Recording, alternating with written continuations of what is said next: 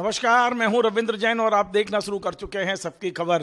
मध्य प्रदेश में आज सबसे बड़ी खबर यही है कि इंदौर में कांग्रेस के जो अधिकृत प्रत्याशी हैं अक्षय क्रांति बम, उन्होंने अपना सदस्य अपना नामांकन वापस ले लिया है।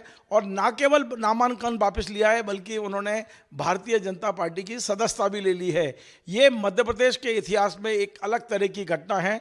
और आज हम अपने स्टूडियो में मध्य प्रदेश के दो वरिष्ठ पत्रकारों से इस संबंध में समझने की कोशिश करते हैं कि आखिर ये घटनाक्रम के बाद मध्य प्रदेश की राजनीति किस दिशा में जाएगी। लेकिन उसके पहले एक और बड़ी खबर आ गई है, और खबर यह है कि इंदौर में अभी जो 2023 में विधानसभा चुनाव हुए थे, इंदौर क्रमांक 4 से जो राजा मंदवानी थे उन्होंने भी आज कांग्रेस छोड़ दी है। कांग्रेस के प्रत्याशी थे केवल 4 महीने पहले, और वे भी आज भारतीय जनता पार्टी कार्यालय में भाजपा की सदस्यता लेते दिखाई दिए हैं। हमारे साथ हैं मध्य प्रदेश के वरिष्ठतम पत्रकार अजय त्रिपाठी जी और इंदौर के पत्रकार गौरव चतुर्वेदी। हम उनसे सब चीज़ों को समझने की कोशिश करेंगे। पहले अजय जी, आपका स्वागत है। अजय जी, मध्य प्रदेश के इतिहास में एक नए प्रतिमान स्थापित हो रहे हैं, और कांग्रेस तो यही करी कि भारतीय जनता पार्टी ने खरीद फरोख्त की है। लेकिन सवाल ये भी है कि यदि कोई बिकने को तैयार है और कोई खरीदने को तैयार है तो तीसरा क्या कर सकता है? नहीं, मैं आपकी बात से बिल्कुल सहमत हूँ। और आज जो खेल हुआ वास्तव में मध्य प्रदेश की पॉलिटिक्स का बड़ा खेल है, क्योंकि इसके पहले जब भागीरथ प्रसाद, आपको याद होगा 2009 के चुनाव में भागीरथ प्रसाद कांग्रेस का टिकट हाथ में लेके घूम रहे थे और उनको बीजेपी में उनको टिकट वापस करा के तब लगा रहे इतना ऐसा हो सकता है कि टिकट मिलने के बाद आदमी आ जाए। और आज तो उससे भी गजब हो गया कि आदमी लोकसभा के चुनाव का प्रत्याशी है, नाम वापसी का अंतिम दिन नाम वापस लेता है, तो निश्चित रूप से ये हिंदुस्तान की बड़ी घटना है नवीन जी। लेकिन आज मुझे जो समझ में आ रहा है कि ये बीजेपी ने इतना बड़ा गेम किया क्यों, क्योंकि इंदौर वैसे भी सेफ थी, शंकर लालवानी चुनाव जीत रहे थे, बड़े मार्जिन से जीत रहे थे। लेकिन मुझे लग रहा है कि बीजेपी ने एक मैसेज देने की कोशिश की कि लगातार 2 फेज़ में, देखिए बीजेपी का टारगेट अभी तक ये था कि अच्छी मार्जिन के साथ, अब की बार 400 पार तो होना ही है, लेकिन अच्छी मार्जिन के साथ। लेकिन जिस तरह से वोटिंग दोनों फेज में कम हुई है, सभी जगह कम हुई है, उसने बीजेपी के तमाम रणनीतिकारों के माथे पे चिंता की लकीर ला दी है। तो मुझे लग रहा है कि इस बार सिर्फ ये मैसेज देने की कोशिश की गई, बड़ा बम जी को लेने के बहाने बड़ा बम विस्फोट किया गया है, ताकि ये मैसेज जाए कि बीजेपी पावरफुल हो। बीजेपी का जो टारगेट है अब की बार 400 पार, और मध्य प्रदेश में जो क्लीन स्वीप का नारा है उनका, क्लीन स्वीप करने का, 29 की 29 सीटें जीतने का, उस पर निश्चित रूप से कांग्रेस के लोगों पर मानसिक दबाव बनेगा, मनोवैरिक दबाव बनेगा, और जनता भी सोचेगी ये कांग्रेसी रद्दी हैं, कांग्रेसी बेकार लोग हैं, ऐसा करते हैं, इनको वोट देना नहीं है। तो बाकी जो बची सीटों पे हैं वहां निश्चित रूप से कांग्रेस के प्रत्याशियों को नुकसान होगा। अजय त्रिपाठी जी, अभी तक ये चल रहा था कि मध्य प्रदेश में कांग्रेस से जितने नेता आएंगे उनकी नई ज्वाइनिंग, जो एक टोली बनाई गई थी, नरोत्तम मिश्रा जी उस पर लीड कर रहे थे, लेकिन नरोत्तम मिश्रा जी को हवा भी नहीं लग पाई और कैलाश विजयवर्गीय ने इंदौर में एक नया खेल कर दिया। ये क्या मैसेज है बीजेपी के अंदर? क्या इंटरनेट फाइट है? और दूसरा एक ये भी है कि मध्य प्रदेश में कुछ सीटें ऐसी हैं जो भारतीय जनता पार्टी की 100% हैं, वहाँ लीड को लेकर लड़ाई हो रही है। वह खजुराहो में जो खेल हुआ, आपको पता है, समाजवादी पार्टी के कैंडिडेट ने जानबूझकर गलत नामांकन भरा और वहाँ भी एक बहुत बड़ा स्पेस बीडी शर्मा जी को मिला। इधर शिवराज सिंह चौहान के सामने बहुत जानबूझ के एक कमजोर कैंडिडेट उतारा गया है विदिशा में। और अब इंदौर में जो हुआ है, तो आपको नहीं लगता है कि ये राजनीतिक कुछ ऐसा हो रहा है, बीजेपी के अंदर की भी इंटरफाइटिंग इसमें दिखाई दे रही है? नरोत्तम मिश्रा को हवा नहीं लगी और कैलाश विजयवर्गीय और रमेश मेहता ने एक बहुत बड़ा खेल कर दिया। स्वाभाविक रूप से बीजेपी का जो इंटरनल पॉलिटिक्स, देखिए दो बातें हैं कांग्रेस की इंटरनल पॉलिटिक्स, दिग्विजय सिंह और जीतू पटवारी जब से अध्यक्ष बने, वो पूरी टीम जब से आई, जीतू पटवारी, उमंग सिंघार, हेमंत कटारे, ये नई जनरेशन के मामले में था कि नई जनरेशन ने बेहतर काम करेगी, पुराने नेताओं को साथ लेगी, उनका आदर करेगी, सत्कार करेगी। पर मुझे लगा कि आपने खुद देखा, जाए जीतू हो चाहे उमंग हो या कोई भी, पुराने नेताओं को तवज्जो नहीं दे रहे थे, और इसका खामियाजा कांग्रेस को भुगतना पड़ा। और आप बिल्कुल जानते हैं, आप बेहतर जानते हैं कि आज जो बम जी हटे, अक्षय क्रांति बम जी जिन्होंने विड्रॉ किया है, वो दिग्विजय सिंह के बड़े क्लोज हैं। दिग्विजय सिंह और जीतू पटवारी की आपसी मनमुटाव साफ दिखाई पड़ रहा था, तो और उसके बाद इस तरह की घटना हुई। और वही पॉलिटिक्स बीजेपी में भी है।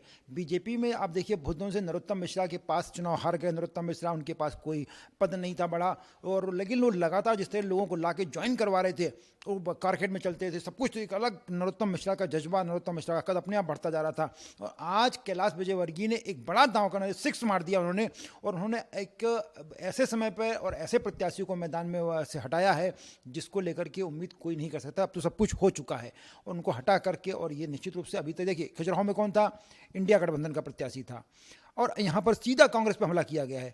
दूसरी बात कि बीडी शर्मा अभी तक चुनाव, जो बात आप कह रहे थे कि बीडी शर्मा का माने कि मार्जिन बहुत लंबा होगा, वहाँ वोटिंग कम हुई या वोटिंग कम कराएगी, जो भी कारण हो रहा, अब बीडी शर्मा की जिस जीत का आंकलन हम लोग 10 लाख के ऊपर कर रहे थे वो 5 लाख 6 लाख 7 लाख पर निपट जाएगी। फिर आया कि शिवराज सिंह चौहान की लीड, चूंकि वहाँ बहुत कमजोर प्रत्याशी प्रताप भानु शर्मा कहीं से भी शिवराज के मुकाबले में दमदार प्रत्याशी नहीं है, तो ये हुआ कि अब बीडी शर्मा की बजाय शिवराज सिंह चौहान की जो मार्जिन होगा वो बड़ी होगी। और ऐसे में कैलाश विजयवर्गीय, रमेश मंडोला, इंदौर की जो भी टीम, उसने बड़ा दांव खेला और निश्चित रूप से अब क्योंकि वहाँ 23 लाख वोटर हैं, बीडी शर्मा के इलाके में 12 14 16 लाख वोटर थे, विदिशा में भी कम वोटर हैं, 23 लाख वोटर को लीड जब बढ़ेगी तो स्वाभाविक रूप से सबसे बड़ी लीड वो होगी, तो सबसे बड़ी लीड का झगड़ा एक तो हो गया। दूसरा, ये इस तरह का दांव खेल के मुझे लगता है कि मोहन यादव को भी पता नहीं होगा कितना बड़ा खेल होने जा रहा है।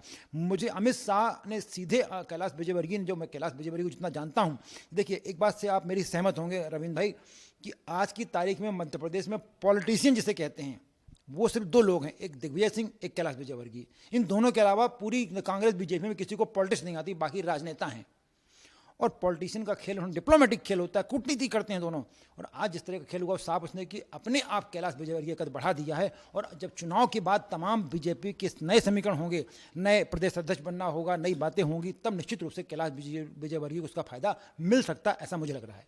चलिए, आज हमारे साथ में इंदौर और मालवा की राजनीति को बहुत नज़दीक से जानने वाले वरिष्ठ पत्रकार गौरव चतुर्वेदी जी हैं। गौरव जी, ये जो घटनाक्रम आज हुआ है, ये मध्य प्रदेश की राजनीति में इसका क्या असर हुआ? और खासकर हम ये एक बात और देख रहे हैं कि इंदौर तो कांग्रेस विहीन ही हो गया।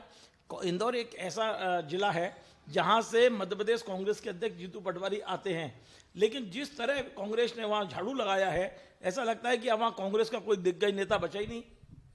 देखिए रविंद्र जी, अगर हम बात करें इंदौर एक बहुत बड़ा सेंटर है, और इंदौर में जो आज घटनाक्रम घटित हुआ है वो 9 सीटों पर सीधा इफेक्ट डाल रहा है, 8 सीटों पर। और वो 8 सीटें हैं मालवा रीजन की। मालवा रीजन में एक कद्दावर नेता के तौर पर कैलाश विजयवर्गीय जाने जाते हैं। ऐसी समय पर जब नाम वापसी के समय उन्होंने अक्षय बम का नाम वापस करवाया है, उसका बेनिफिट भविष्य में कैलाश विजयवर्गीय को मिलेगा। जैसा भी अजय भाई बता रहे थे, उसके हिसाब से अगर देखा जाए तो एक सबसे बड़ा फायदा कैलाश विजयवर्गीय को होना। दूसरा, संभावना व्यक्त की जा रही थी कि बीजेपी धार और झाबुआ में कमजोर है, इस बहाने धार और झाबुआ की जीत को भी सुनिश्चित करने के प्रयास किया गया है। जहां जहां स्थिति बिगड़ती हुई नजर आ रही थी वहां पर बीजेपी मजबूत होगी और उसका लाभ सीधा कैलाश विजयवर्गीय को मिलेगा। इसलिए ये घटनाक्रम उनके भारतीय जनता पार्टी की राजनीति में एक महत्वपूर्ण भूमिका वाला माना जाना चाहिए। इंदौर के इस घटनाक्रम पर मध्य प्रदेश कांग्रेस के जो अध्यक्ष हैं जीतू पटवारी, उनके राजनीतिक भविष्य पर क्या असर होगा? देखिए, कैलाश विजयवर्गीय भी इंदौर के हैं, जीतू पटवारी भी इंदौर के हैं। आज जो सबसे बड़ी लीड ली है वो कैलाश विजयवर्गीय ने ली है। अगर हम भारतीय जनता पार्टी की राजनीति की बात करें तो आज भारतीय जनता पार्टी की राजनीति कार्यकर्ता लगभग 80% कार्यकर्ता पिछली जो राजनीतियां रही, ताई और भाई के गुट के तौर पर जो जानी जाती रही, ताई आज सुप्त अवस्था में चली गई हैं, शांत बैठी हुई हैं। पूरी राजनीति कैलाश विजयवर्गीय के पास केंद्रित हो गई। अगर हम लीड की बात करें, शंकर लालवानी भले 8 लाख 9 लाख 10 लाख वोटों से जीत जाएं, लेकिन वो जीत नहीं मानी जाएगी, वो जीत मानी जाएगी कैलाश विजयवर्गीय की।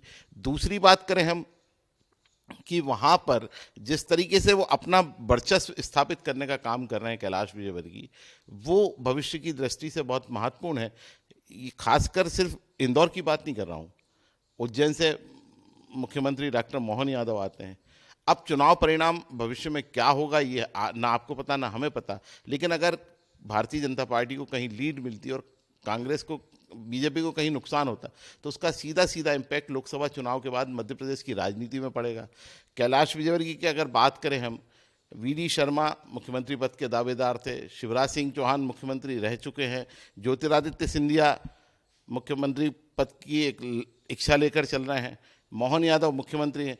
ऐसी परिस्थिति में 3 नेता सीधे बाहर जा रहे हैं मध्य प्रदेश से।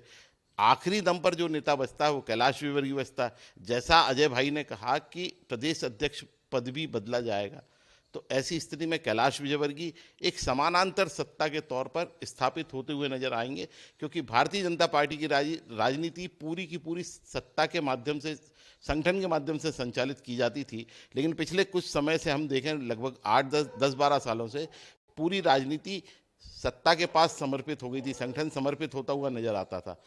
अब वो स्थिति बदलने की एक संभावना बन जाएगी और ऐसे में कैलाश विजयवर्गीय का कद बहुत ऊपर चला जाएगा। चलिए, इनका बहुत महत्वपूर्ण कहना है कि कैलाश विजयवर्गीय का कद बहुत ऊपर चला जाएगा, लेकिन हम ये समझने की कोशिश करते हैं, अजय जी ने इशारे में कहा कि हो सकता है मध्य प्रदेश के मुख्यमंत्री को पता ही नहीं हो, कैलाश जी ने सीधे अमित शाह से बात करके ये खेल खेला हो। हम अमित जी से अजय जी से ये और समझने की कोशिश करते हैं कि क्या शंकर ललवानी, जिसके बारे में कैलाश जी ने ये कहा था कि इस बार उन्हें टिकट नहीं मिल रहा है, इंदौर में तो किसी महिलाओं को टिकट मिलेगा, इसके बाद भी शंकर ललवानी टिकट लाने में सफल रहे थे। ये जो पूरा खेल हुआ है बम को लाने का, क्या शंकर ललवानी को इसकी जानकारी रही होगी? क्या शंकर ललवानी की सहमति होगी? क्योंकि अभी गौरव जी ने एक बहुत बड़ी बात कह दी है कि अब यदि जो शंकर ललवानी की जीत होगी वो शंकर की जीत नहीं होगी, वो कैलाश जी की जीत होगी। अजय जी, आपको लग रहा है कि शंकर ललवानी को भरोसे में लिया गया होगा? मुझे लग रहा है कि शुरू में नहीं बताया गया होगा, लेकिन आखिरी दौर में शंकर ललवानी चूंकि पार्टी के कैंडिडेट है, वहाँ पर पार्टी के प्रत्याशी हैं, तो उनको आखिरी दौर में बताया होगा। मुझे लगता है कि जिस तरह की अमित शाह के बारे में चर्चित है कि जो फैसला होता है नरेंद्र मोदी और अमित शाह के अलावा किसी को नहीं पता होता है, और वही मुझे लग रहा है कि इस फैसले में की रणनीति सिर्फ अमित शाह तक गई होगी और यहाँ पर डिसीजन होगा, रणनीति होगी, स्ट्रेटेजी होगी कैलाश विजयवर्गीय को, और उसको एग्जीक्यूट करने का दायित्व होगा रमेश मेंदोला का। इसके अलावा किसी तीसरे व्यक्ति को इसकी जानकारी नहीं होगी। ये मेरा, अब जितना मैं कैलाश जी को समझता हूँ, पॉलिटिक्स को समझता हूँ, वो आखिरी दौर में हो सकता है कई लोगों को बता दिया गया हो, पर यह तय है कि आज जो घटनाक्रम होगा ये कैलाश विजयवर्गीय का पॉलिटिकल कद बढ़ाने वाला होगा और आने वाले दिनों में वो मध्य प्रदेश के बीजेपी में डिसाइडिंग फैक्टर बन जाएंगे। अजय जी, बड़ी अजीब बात कह रहे हैं आप।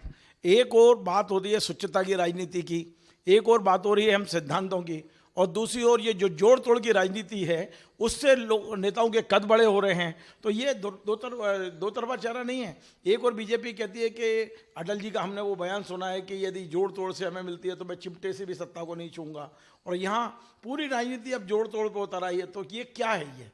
ये स्वच्छता की राजनीति है क्या?